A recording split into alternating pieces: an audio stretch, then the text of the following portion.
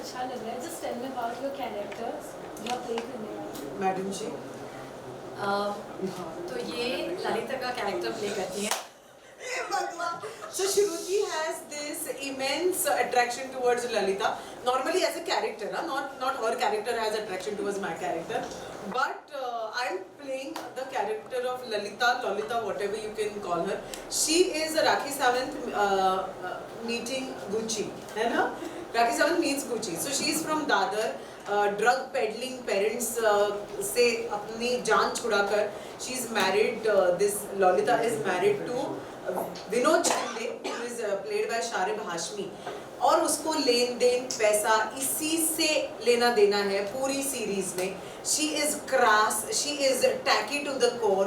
उसकी language crass है. वो इस बंदी को इतना तंग करती रहती है because she is like the queen of the society. And this girl who's come from Dadar, who's a middle class Maharashtrian girl, wants to be in her good books, wants to show her that भाई तेरे पास पैसा है तो मेरे पास भी पैसा है. दो इसके पास क्लास है लेकिन ललिता के पास नहीं है. So she's trying to make her friend. And जितना नजदीक ये इस कैरेक्टर के पास जाती है उतना दूर ये उससे भागती है. So yeah, that's the story of Lalita. And I play a character called Radhika Jaikar. जैसा कि इन्होंने कहा, she is the queen of the society which is not.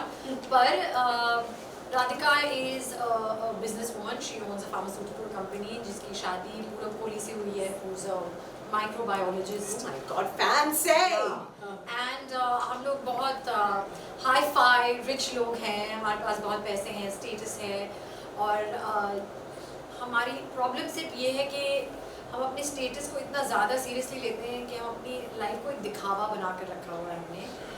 There are lots of internal family issues between Radhika and her husband and her children.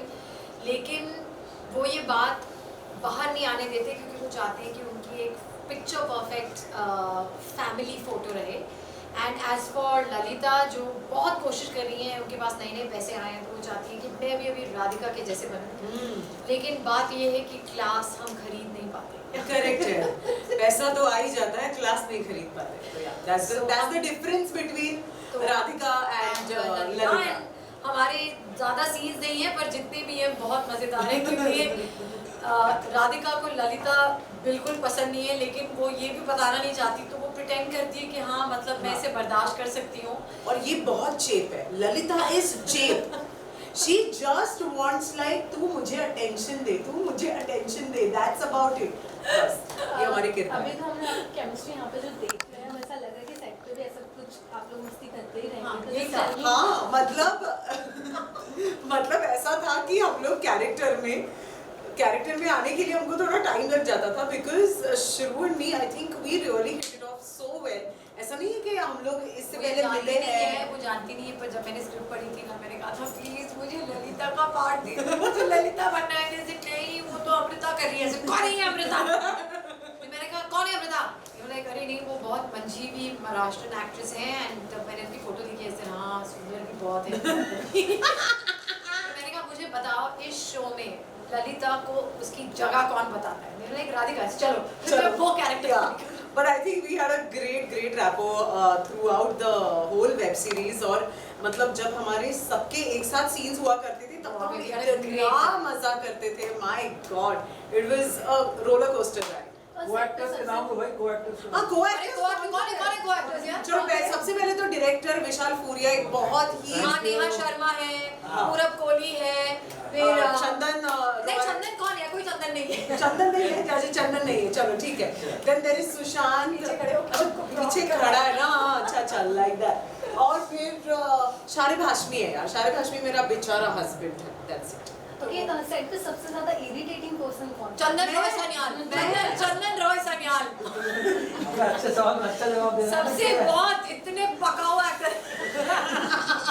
नहीं लेकिन मुझे ऐसे लगता है कि किसी ने किसी को पकाया नहीं है रियली. आई थिंक या हम सबने एक दूसरे को पकाया है. शायद जब नाइट शिफ्ट्स हुआ करती थी सबको एक साथ सुबह 3:30-4 बजे सबने सबको पकाया. It's as simple.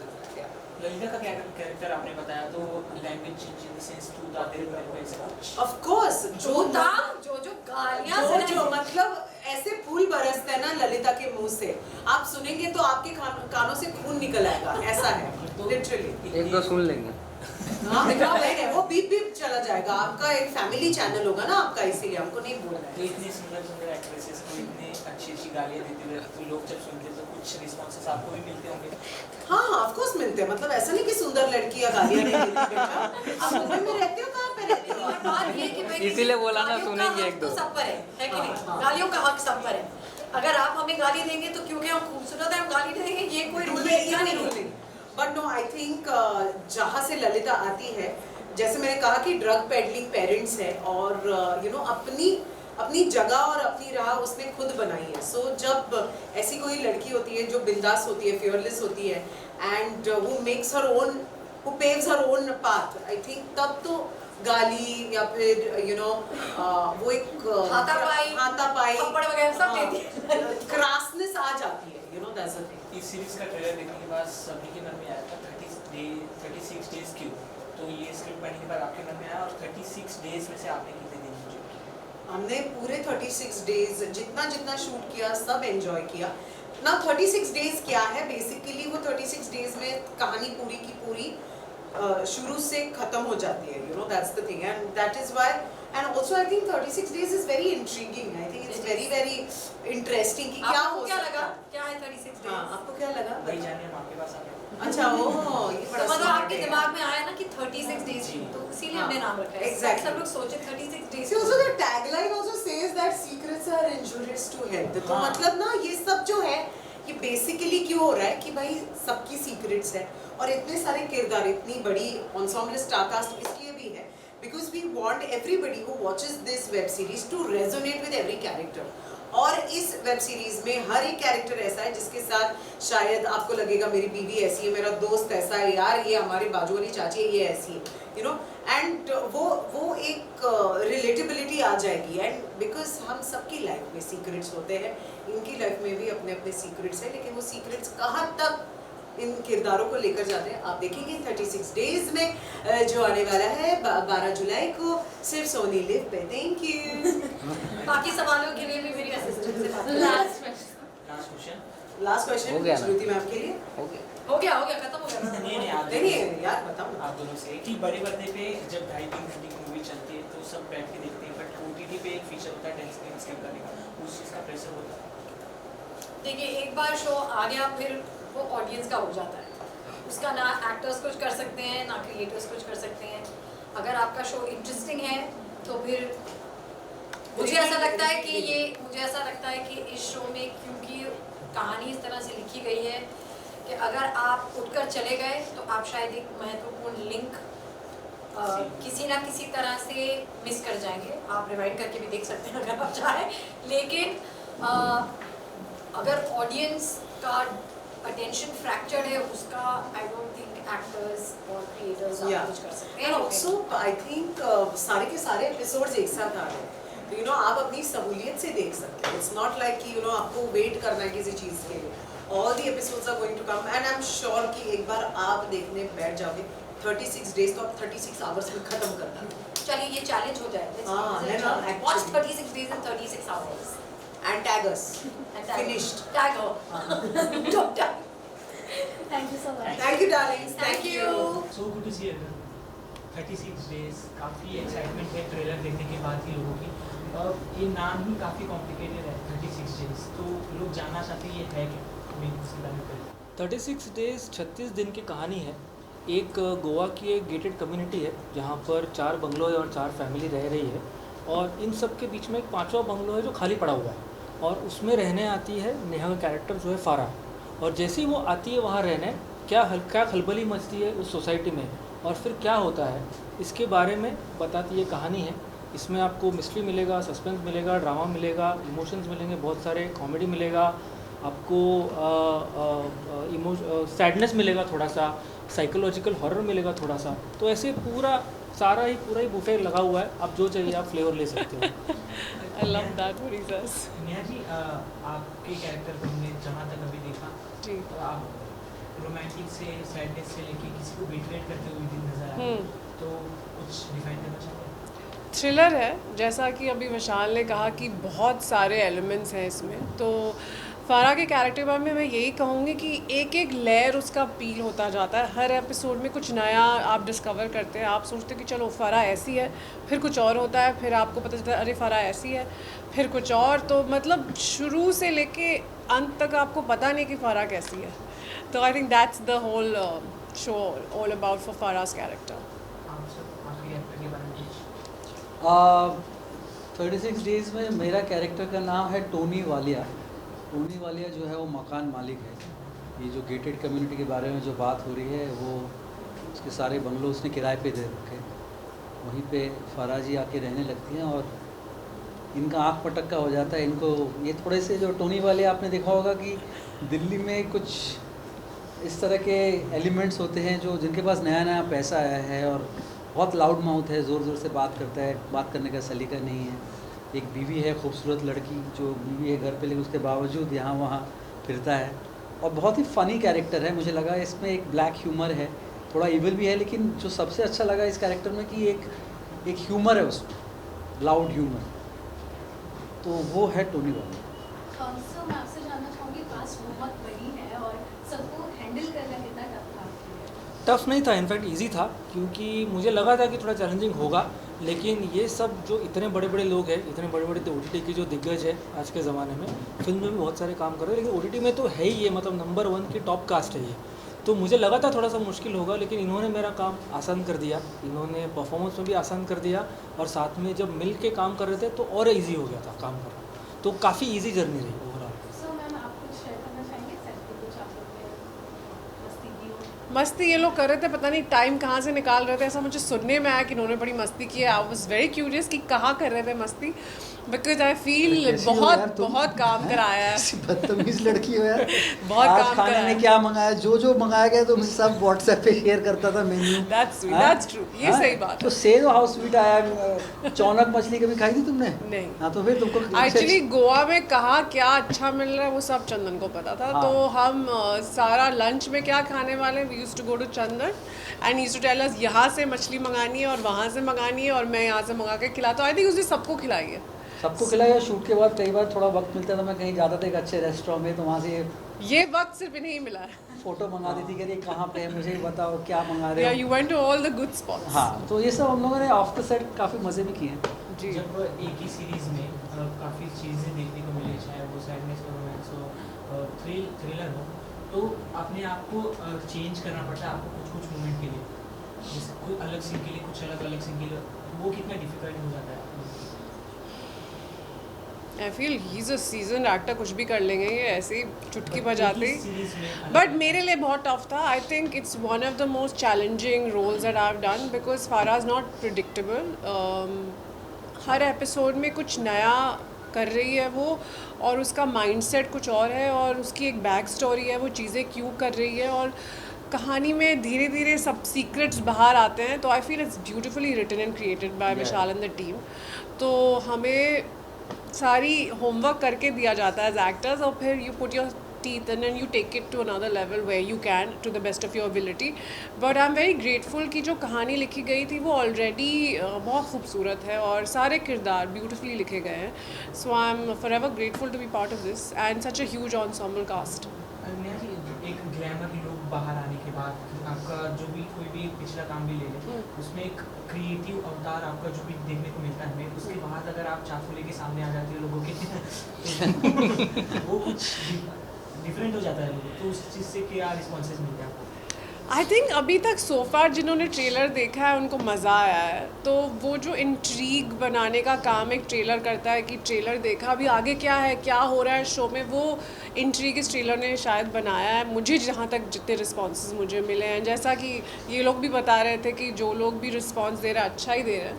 सो मैं बहुत एक्साइटेड हूँ उसको लेकर के. आई एम होपिंग कि बाकी लोग भी ट्रेलर देखने के बाद शो देखने के लिए आएंगे टू सी क्या होता है शो में. चंदन सर, मैं आपसे जानना चाहूँगी आप रियल लाइफ में अपने इस कैरेक्टर से कितने रिलेट कर सकते हैं? ज़्यादा नहीं एक्चुअली, क्योंकि अगर कैरेक्टर ऐसे करने लग गए एज एन एक्टर जो मैं बहुत रिलेट करता हूँ तो बहुत काम आसान हो जाता है. लेकिन इस तरह के लोग मैंने बहुत देखे हैं जो इस तरह के होते हैं. मतलब मैं जब कॉलेज में था तो मैं ऐसे कुछ किरदारों से मिल चुका हूँ, तो मैं ज़्यादा रिलेट नहीं करता हूँ, लेकिन वही मज़ा है करने में कि जब आप रिलेट नहीं करते हैं तो उन चीज़ों को फिर आप ढूंढते हैं, देखते हैं, डायरेक्टर आपको आइडिया देता है, राइटर जो आपको स्क्रिप्ट देता है, को एक्टर्स, तो उस हिसाब से मेरे लिए इतना रिलेटेबल नहीं है रियल लाइफ में वैसा तो नहीं। आप दोनों से जानना चाहेंगे कि आप लोगों के प्रीवियस काम को जब अच्छे रिस्पॉन्सेज मिलने लगते हैं, अच्छा प्यार मिल जाता है, तो आगे के काम को लेके आप लोग कितने ज़्यादा सीरियस हो जाते हो कि ये जो हमारा बना हुआ है प्रीवियस काम का इफेक्ट वो बरकरार है? बिल्कुल, बहुत ही रिस्पॉन्सिबिलिटी एज अ डायरेक्टर मैं बहुत रिस्पॉन्सिबिलिटी लेता हूँ अपने आप पे, क्योंकि मैं ऑडियंस का टाइम और अगर थिएटर में फिल्म हो तो उनका पैसा दोनों ही लेके मैं उनके 2 घंटे ज़िंदगी के ले रहा हूँ, उनके कुछ पैसे ले रहा हूँ, तो मेरी जिम्मेदारी है कि मैं उनको एंटरटेन करूँ, एक अच्छी कहानी बताऊँ जितना मेरे से हो सकता है, to the best of my ability मैं अपना 500% डालूंगा। बाकी ऑडियंस की पसंद नहीं पसंद उसको मैं कंट्रोल नहीं कर सकता, लेकिन मेरे लिए बहुत ज़रूरी है कि मैं जो भी काम बाहर रखूँ वो बहुत ही मैंने पूरा 500% डाला हूँ, जितना मेरे से हो सकता है मेरी कैपेबिलिटी के अनुसार मैंने सारा उसमें डाल दिया, बहुत ज़रूरी है। सर हाँ बिल्कुल, जैसे अभी विशाल सर बोल रहे थे, रिस्पॉन्सिबिलिटी तो रहती है, जैसे जैसे आप सीढ़ियाँ चढ़ते जाते हैं करियर में, और अगर आपको पिछले काम के लिए थोड़ा अप्रिसिएशन मिलता है और ऑडियंस का प्यार मिलता है, जनता का, तो आप सोचते हैं कि, और अपने आप को मुझे लगता है एज ए अभिनेता कि मुझे I want to keep challenging myself, नए नए किरदार करूं जो पुराने किरदार से उसके कोई मेल ना खाए ज़्यादा, और नई चीज़ें करने की कोशिश करूं, तो मेरा कांस्टेंट सर्च वही रहता है कि कुछ नया करूं जाके ऑडियंस को कुछ नया मिले, कॉन्स्टेंटली चैलेंज माई सेल्फ। या विशाल जी, अभी आपने ऑब्वियसली अपने किरदार के बारे में बताया, कहानी कैसी होगी ये बताया, 36 डेज OTT का ज़माना है, बहुत सारी फिल्में इस तरह की बन चुकी, बहुत सारी सीरीज लगातार आते जाते हैं, बट मैं जानना चाहती हूँ 36 डेज में ऐसा क्या अलग है कि ऑडियंस ग्रैब होगी और वो देखना चाहती है? 36 डेज थ्रिलर है, लेकिन ये एक जो एक टेम्पलेट बन चुका है कि जहाँ हम इन्वेस्टिगेटिव थ्रिलर करते हैं क्योंकि मर्डर हुआ है और पुलिस आती है और तहकीकात होती है और फिर विटनेस पता करते हैं, या तो फिर कोई दूसरे तरीके के जो टिपिकल थ्रिलर्स जो आजकल चल रहे हैं, टेम्पलेट चल रहा है, उससे ये थोड़ा सा ब्रेक करता है। ये एक्चुअली 36 दिन की कहानी बताता है ये सारे कैरेक्टर्स की, कि वो आपस में उनके क्या रिश्ते थे, जब उनके फैमिली में अंदर के क्या रिश्ते थे, उनके क्या इश्यूज़ थे, और जब ये नया कैरेक्टर आता है और एक डायनामो की तरह, एक तूफान की तरह उनकी ज़िंदगी में आता है और जब तहलका मचाता है, तो उनके अंदर के जो दबे हुए सीक्रेट्स है, जो टैगलाइन है secrets are injurious to health, तो दबे हुए जो उनके सीक्रेट्स है वो कैसे बाहर आते हैं, उससे क्या कहानी में बदलाव आता है। ये एक नई कहानी है, तो एक तरीके से कैरेक्टर ड्रामा है in the garb of a thriller, तो ये एक अलग चीज़ है। और ये मुझे एक्साइट कर रही थी इस शो को करने के लिए कि मैं टिपिकल एक इन्वेस्टिगेटिव थ्रिलर नहीं कर रहा हूँ कि जहाँ तहकीकात हो रही है, पुलिस आकर तहकीकात कर रही है, यहाँ कोई पुलिस नहीं आ रही, यहाँ कुछ नहीं हो रहा, यहाँ बस इनकी एक बहुत ही ऑनेस्टली बोली गई कहानी है सारे कैरेक्टर्स की एक साथ। आपने कब सोचा था कि आपको ऐसा एक सीरीज बनाना है 36 डेज? नहीं, ये मेरी लिखी कहानी नहीं है, ये BBC और अपलॉज ने मुझे ऑफ़र किया था। ये अडेप्टेशन है एक यूरोपियन शो का जो बहुत ही साल पहले बना था, OTT के एरा से पहले, और उन्होंने जिस तरीके से उसको बनाया था वो बहुत अलग तरीके से बनाया था, और अब जब हमने उसको अडेप्ट किया है तो हमने बहुत अलग तरीके से अडेप्ट किया है, इंडिया को ध्यान में रखते हुए और यहाँ की ऑडियंस को ध्यान में रखते हुए, और यहाँ के ऑडियंस के उनके रिलेटेबिलिटी होनी बहुत ज़रूरी है, तो वो सारा ध्यान में रखते हुए इसको अडेप्ट किया हुआ है। तो ये जब मुझे मेरे पास आया तो मुझे लगा कि ये बड़ा इंटरेस्टिंग तरीका है, एक ट्रीटमेंट में दे सकता हूँ। दूसरा कि ये पांचों जो घर है अपने अपने वो अलग अलग जॉनर है, हर एक में एक अलग जॉनर है, कहीं थोड़ा सा हॉरर है, कहीं थोड़ा सा थ्रिलर है, कहीं थोड़ा सा ड्रामा है, कहीं थोड़ा सा सैडनेस है, तो उस तरीके से बहुत सारा एक मुझे एक्सपेरिमेंट करने के लिए एज अ मेकर बहुत सारी अपॉर्चुनिटी है कुछ नया करने के लिए, तो मेरे लिए एक्साइटिंग था और इसलिए मैंने बोला कि नहीं ये पक्का करना चाहिए। अभी आपने कहा कि थोड़ा सा ड्रामा है, थोड़ा जी, सा थ्रिलर है, जी। तो सारी चीज़ों को एक धागे में पिरोना is very difficult. It's very difficult. तो आपने कैसे इस चैलेंजेस का सामना किया? वही तो काम है कि उसको कैसे करना है और वो बैलेंस करते हुए आप क्या दे सकते हो जो मुझे लगता है सही है, बाकी अब ऑडियंस देख के डिसाइड करेगी क्या सही है क्या गलत है। Thank you so much. Thank you. Actually, I think you want to say something about the audience about this show?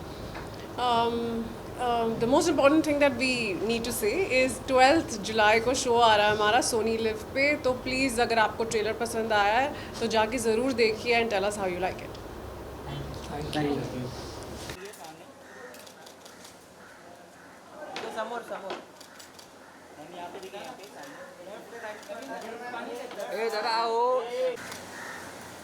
समोर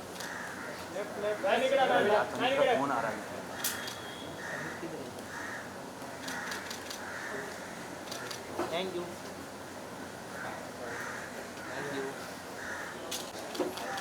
मैम यहाँ पे सामने देखिए, मैम ये बाजू देखिए सामने। इधर सेंटर में देख सकते हो, देख के क्या होगा। मैम इधर, मैम लेफ्ट में, मैम यहाँ पे। इधर सेंटर से ना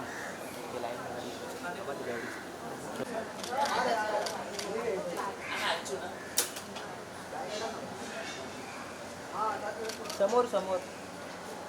तुम्ही म्हटलं ते कळत नाही ना कोणी म्हटलं म्हणून. बरोबर घ्या, फुल चांगली वाव, चांगली आहे ना साडी. मस्त।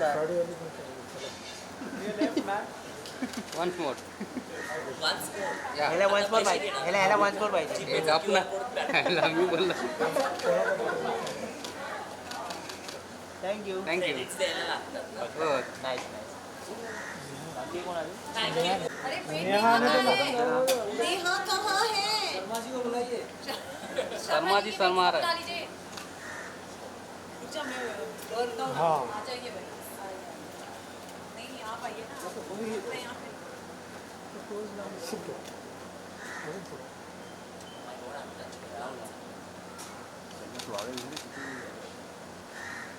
शॅडो येते का? शॅडो येते, पुढे यायचं का? पुढे यायचं आहे का मागे जायचं?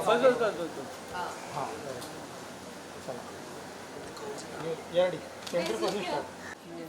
Yes. All of us are looking at यहाँ से should be Anji left से. T-shirt, Babri is holding 3 phones.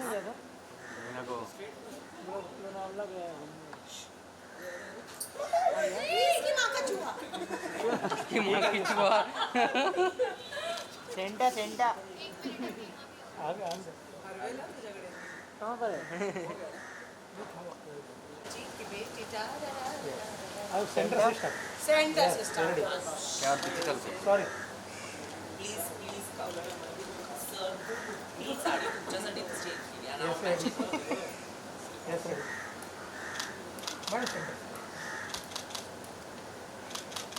Now can we look to the right, everyone?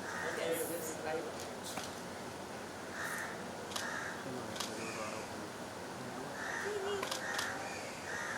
Okay thank you. Straight straight ma'am. Neha ma'am लोग थे वहाँ। Neha ji centre में एकदम।